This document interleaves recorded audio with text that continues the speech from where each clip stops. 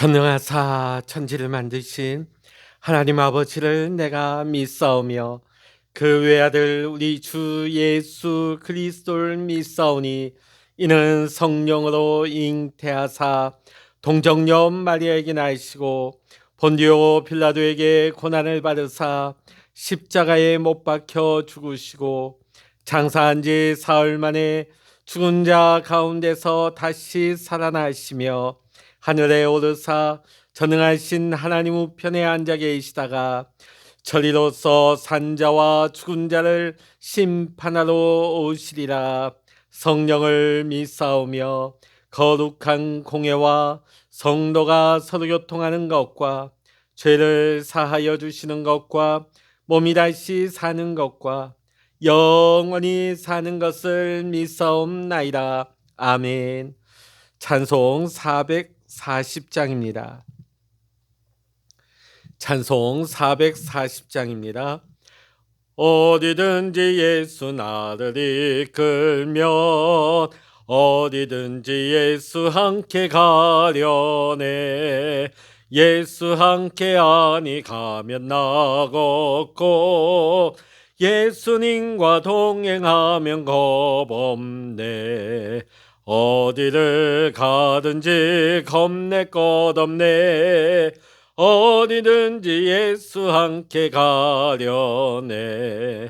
세상 친구 모두 나를 떠나도 주와 동행하면 외로움 없겠네. 가는 길이 위태하고 험해도 어디든지 예수 함께 가려네. 어디를 가든지 겁낼 것 없네. 어디든지 예수 함께 가려네. 어두운 그늘 나를 애워쌀 때에 주가 함께 계심 믿고 자려네. 죽은 후에 천국에서 깨어나 예수 함께 길이 살리라. 어디를 가든지 겁낼 것 없네. 어디든지 예수 함께 가려네. 아멘. 이 시간 우리에게 주시는 하나님의 말씀 신약 성서 고린도후서 1장 12절로부터 마지막 24절까지입니다. 신약 성서 286면 고린도후서 1장 12절로부터 마지막 24절까지입니다. 같이 읽겠습니다. 우리가 세상에서 특별히 너희에 대하여 하나님의 거룩함과 진실함으로 행하되 육체의 지혜로 하지 아니하고 하나님의 은혜로 행함은 우리 양심이 증언하는 바니 이것이 우리의 자랑이라.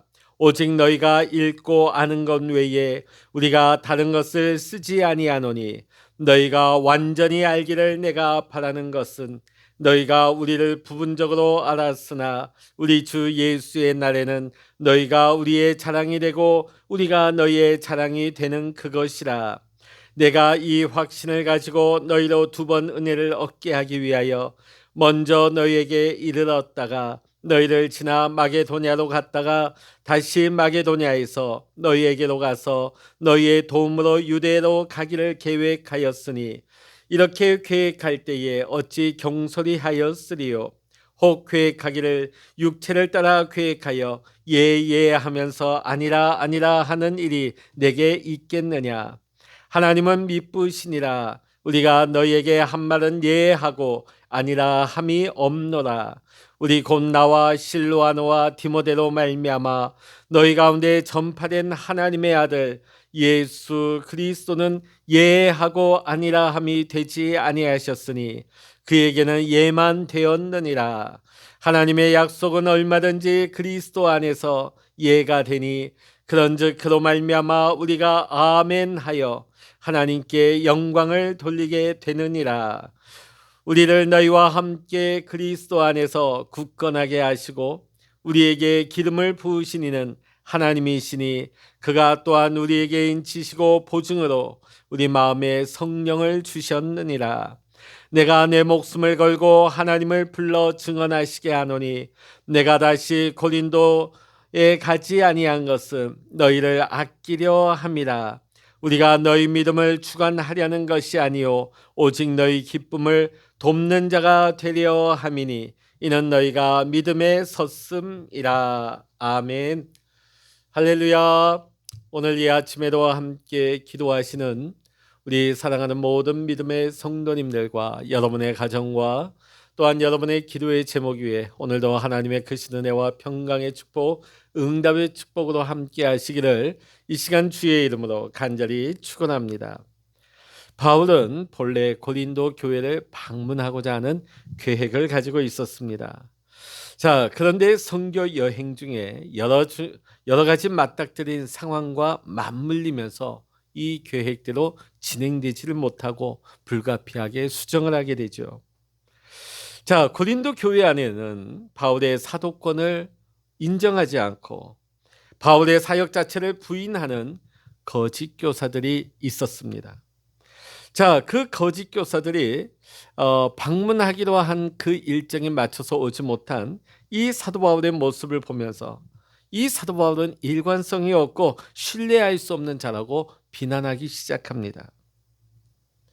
사실 선교 일정 중에 여러 가지 예측하지는 못하는 상황이 발생해서 고린도 교회를 방문하지 못하는 그 일정이 뒤로 늦춰지는 거 그리 비난받을 일은 아니지 않습니까? 그러나 바울의 권위를 깎아내리려고 하는 그의 대적들 거짓 교사들은 이것을 빌미로 삼습니다. 어떻게 해서든지 바울을 공격하려고 아주 사사로운 부분까지 시비를 걸려하고 그를 넘어뜨리려 하고 있는 것이죠. 바울의 입장에서 보면 이 얼마나 가슴 아프고 억울한 상황이겠습니까?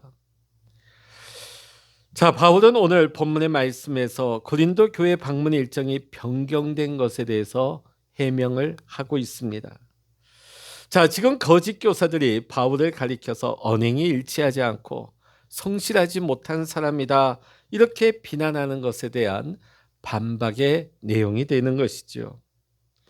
바울은 단호한 목소리로 자신이 복음 사역에 진실하였음을 변호하고 있습니다.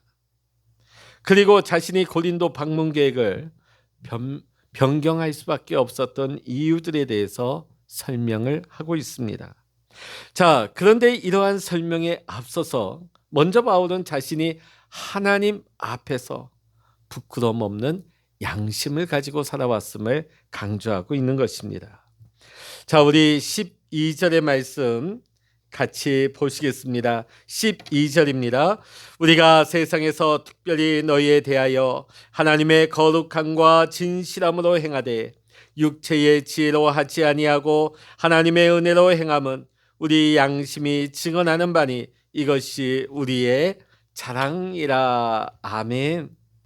자, 지금 고린도 교인들을 향해서 사도 바울은요, 자신이 거룩과 진실함으로 사역했다는 것을 이야기하고 있습니다.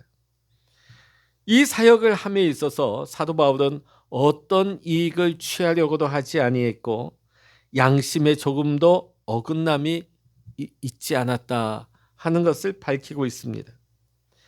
바울이 성도들을 대함에 있어서 늘 정직하고 투명하고 순전한 마음으로 성도들을 대했던 것입니다. 자, 그래서 지금 현재 거짓 교사들이 사도 바울 자신의 방문이 좀 늦어진다는 이유로 자신의 사도성에 대해서 부인을 하고 사도 바울을 불성실하고 신뢰할 수 없는 사람이라고 매도하는 것은 결코 옳지 않다고 말하고 있는 것입니다. 자, 12절 말씀을 이어서 보면 바울은 우리 양심이 증거하는 바니 이것이 우리의 자랑이라. 바울은 성심으로 늘 성의로 고린도 교회에서 목회를 감당했습니다. 결코 그는 겉과 속이 다른 사람이야. 바울의 사역을 통해서 자기 사리 사욕을 채우려 한다는 이 억울한 누명을 뒤집어 쓰고 있지만 바울은 자신이 고린도 교회 성도들에게 진실함으로 사역해 왔음을 양심을 통해 확증하고 있다고 밝히고 있습니다. 사도 바울은 고린도 교회를 개척한 목회자입니다. 그리고 이 교회를 사역하면서 수많은 어려움을 당해야만 했습니다. 그런데 고린도 교회 교인들 중에 일부가 그를 비난할 때에 그가 얼마나 마음이 아팠을까요? 얼마나 많은 스트레스를 받았을까요? 당신은 성실하지 못하다.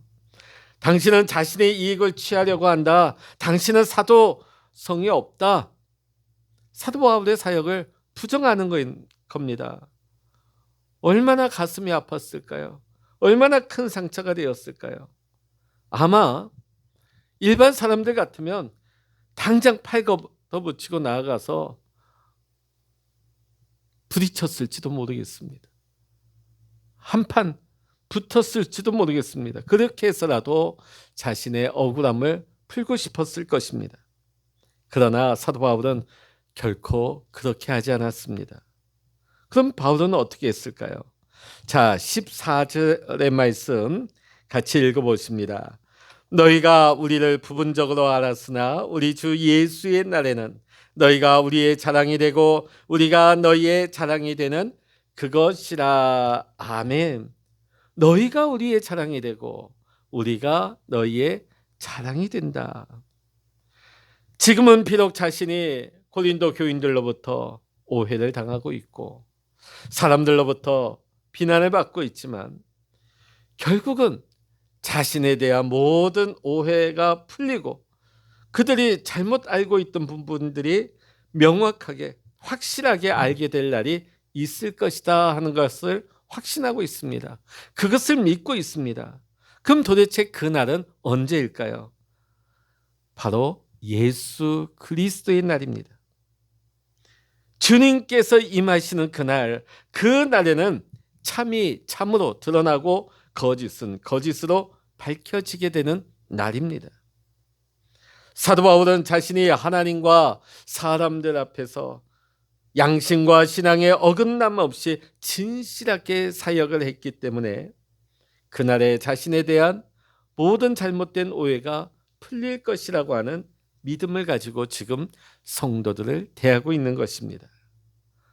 비록 고린도 교인들 가운데에서는 사도 바울에 대해 탐탁치 않은 눈으로 바라보는 사람들도 있고 그를 비난하고 시기하는 사람들도 있었지만 사도 바울은 그들이 언젠가는 자신의 자랑이 될 것이라고 이야기하고 있습니다. 바울을 향해 비난하고 오해를 불러일으킨 고린도 교회였습니다. 그러나 사도 바울은 이 고린도 교회를 끝까지 사랑했습니다. 비방과 오해를 당하면서도 끝까지 고린도 교회 성도들을 사랑했습니다. 그리고 그들을 품었습니다. 어떻게 그 일이 가능했을까요? 주 예수님의 날, 주님이 임하시는 그 날에 주님께서 지금 자신이 당하고 있는 모든 억울함을 반드시 풀어주실 것이라고 하는 믿음이 있었기 때문에, 그것을 신뢰했기 때문에 오늘 당하는 어려움을 통하여 넘어지지 아니하고 교회를 품고 성도들을 품고 교회를 끝까지 사랑하고 성도들을 끝까지 사랑할 수 있었던 것입니다. 사랑하는 성도 여러분, 우리가 하나님 앞에서 거룩과 양심에 조금도 어긋나지 않게 정직하게 살아갈 수만 있다면 오늘 사도 바울처럼 우리가 때로는 어떤 어려움과 비난과 오해 가운데 있다 할지라도 우리는 꿋꿋하게 믿음을 지키며 살아갈 수가 있는 것입니다. 사도 바울은 지나온 날들을 돌아보면서 나는 온전히 주님을 위해 살았습니다, 이렇게 고백하고 있는 것입니다. 오늘 우리가 나의 이익을 구하지 아니하고 나의 양심을 속이거나 술수나 계략으로 살지 아니하고 하나님 앞에서 온전히 믿음과 선한 양심을 가지고 신실한 주님을 위해 살아가게 될 때에 오늘 우리도 사도 바울처럼 주 예수 그리스도께서 임하시는 그 날에 오늘 우리도 사도 바울처럼 고백할 수 있기를 원합니다. 나는 온전히 주님을 위해 살았습니다. 나는 온전히 주님을 위해 살았습니다. 이 진실한 믿음의 고백이 오늘을 살아가는 저와 여러분 모두의 고백이 될 수 있기를 이 시간 주의 이름으로 간절히 축원합니다. 기도하시겠습니다. 할렐루야. 하나님 아버지, 사도 바울이 목회를 하면서 수많은 오해와 비방을 당하면서도 억울한 일을 당하면서도 그가 결코 교회를 포기하거나 성도들을 미워하지 않은 것은 주 예수의 날에 그의 진실됨과 하나님 앞에 성실하게 행한 모든 것이 드러나리라 하는 것을 신뢰했기 때문에 그는 성도들을 미워하고 똑같이 보복하지 아니하고 미워하지 아니하며 끝까지 교회를 품고 사랑하며 성도들을 품고 사랑하였습니다. 오늘 우리도 살아가는 동안에 우리가 하나님 앞에서 부끄럽지 않게 믿음으로 정직과 성실로 살아가게 될 때에 때로는 우리가 어려운 일을 당하며 때로는 오해를 받고 때로는 비방을 당할지라도 주 예수의 날에 참된 것이 드러나고 우리의 정직함과 진실함이 드러날 것을 믿으면서 오늘도 우리가 믿음으로 살기를 원합니다. 부끄럽지 않게 살기를 원합니다. 그래야 주님의 날에 우리가 이렇게 사도 바울과 같이 고백하게 하여 주시옵소서. 나는 온전히 주님을 위해 살았습니다.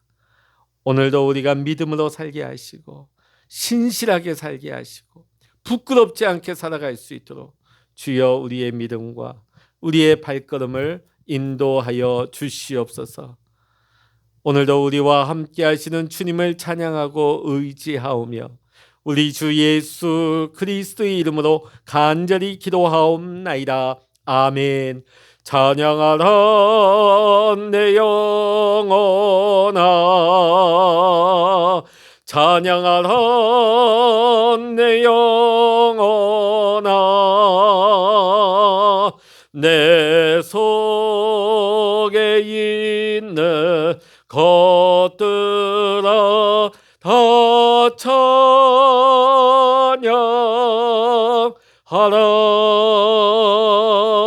기도하라 내 영혼아, 기도하라 내 영혼아, 내 속에 있는 것들아 다 기도하라. 주여 일창으로 합심하여 기도하십니다. 주여